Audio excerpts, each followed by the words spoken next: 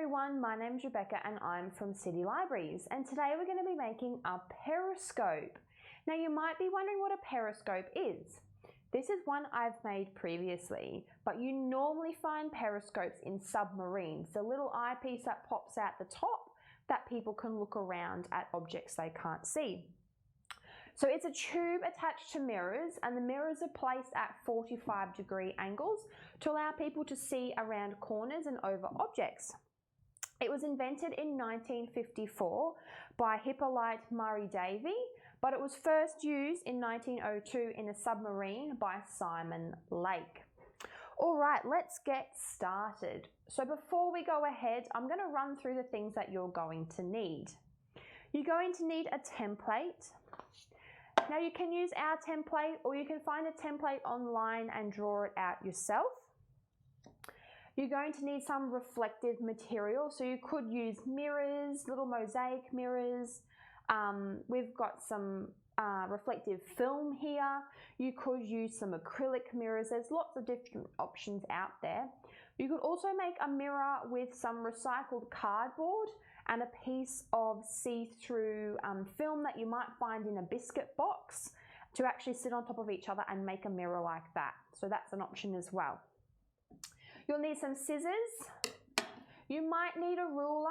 I'll explain that a little bit later. And you'll need some glue and some sticky tape. So let's take a look. I'm going to be using our template today. So once you cut out the template, let me show you this big one here.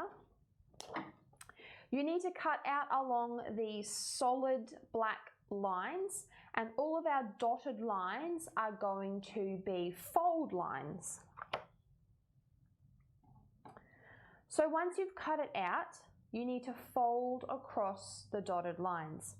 Now this is easier if you fold it one way so you can see the lines, like so.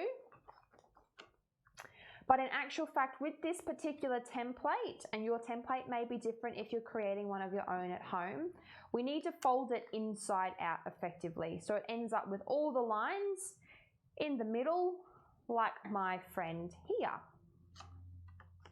Let me fold this one in.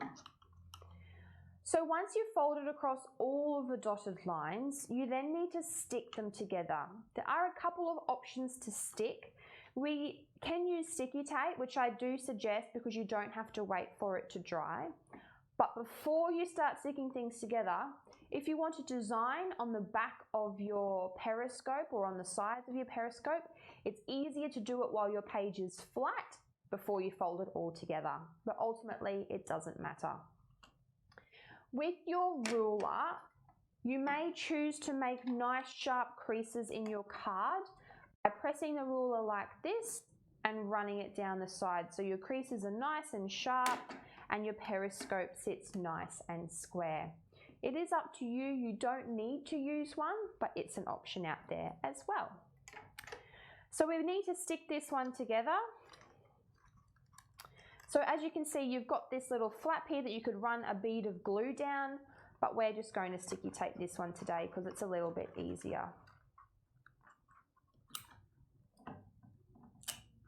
So we're going to run some sticky tape down the side like so. And I'm just going to stick all of them together quickly now for us. All right, so now you've got your periscope all stuck together and you've got all of your 45-degree angles for your mirror to sit on.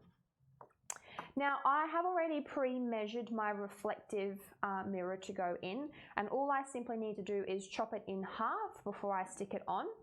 But you can measure the inside of your mirror this way, or you could measure it before we folded it up. So this one is approximately 3.5 centimeters by 2.5 centimeters. Let's chop this in half. And we're going to glue the mirror into the cardboard box. The reason we're using glue and not sticky tape is because we don't want sticky tape on the outside of our mirror, because then it won't work very well.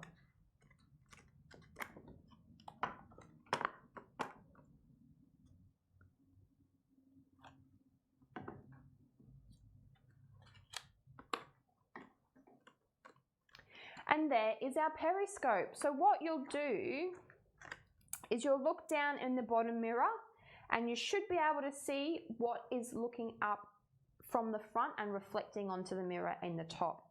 So what can I see here? Let's have a look. I can see my table, or the floor in front of my table rather. It's kind of cool. All right, so I hope you enjoyed making your periscope and you got a lot out of today's session. There are lots of different ways, like I mentioned before, of how to make a periscope. You could make small ones here like I have today, or you could get some recycled cardboard out of the recycling bin and make a huge, ginormous one. I've got some friends that have made a really big one using bigger mirrors, and it works really, really well to look over windows and in through different areas like that. So that's kind of cool. So we have lots of awesome resources available in the library, like the books and things behind me, but we also have some really cool online databases. So if you go onto our library website, into our search database catalog, we've got some rainforest coding, which you can do some computer coding on there.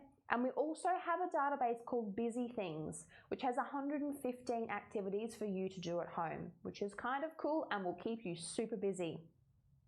We also have a library of things where you can borrow out telescopes, Ozobot robots, keyboards, all sorts of amazing things that you can play and experiment with at home. So I hope you enjoyed today's session and we can't wait to see you in the library. Bye!